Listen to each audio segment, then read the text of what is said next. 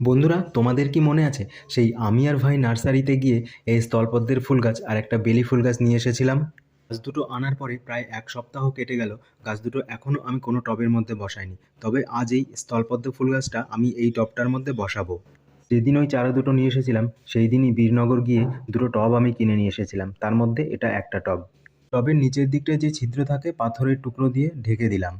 এই মাটিগুলো ছাদ বাগানে খোলা অবস্থাতেই পড়েছিল, আগের দিনের বৃষ্টিতে ভিজেও গেছিল।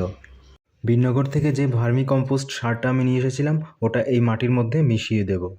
আমার ছাদ বাগানে এর আগেও আমি স্থলপদ্ম ফুলের গাছ বসিয়েছিলাম, সেটায় ফুলও হতো। সেটা প্রায় ৩-৪ বছর আগের কথা। এবার আবার এই স্থলপদ্ম ফুল গাছ আমি বসাচ্ছি। আর হ্যাঁ, এটা কিন্তু যে থোপা টাইপের স্থলপদ্ম ফুল গাছটা হয় সেটাই। আমার ছাদ বাগানে এর আগেও স্থলপদ্ম ফুল গাছ ছিল, সেটা প্রায় ৩-৪ বছর আগের কথা। সেই গাছটা তো মারা গেছিল। তারপর এখন আমি আবার স্থলপদ্ম ফুল গাছ বসাচ্ছি।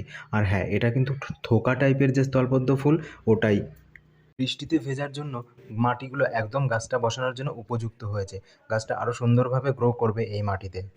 সুন্দরভাবে গাছটা বসিয়ে দিয়েছি। এবার এর মধ্যে একটু জল দিয়ে দেবো। তারপর এটাকে ছায়াযুক্ত জায়গায় আমি রেখে দেবো। কয়েকদিন বাদে এই গাছটার আপডেট আমি আবার তোমাদের সাথে শেয়ার করব। বন্ধুরা, চলো আজকের মতো ভিডিওটা এখানেই শেষ করছি। খুব তাড়াতাড়ি দেখা হবে নতুন ভিডিওতে। ধন্যবাদ।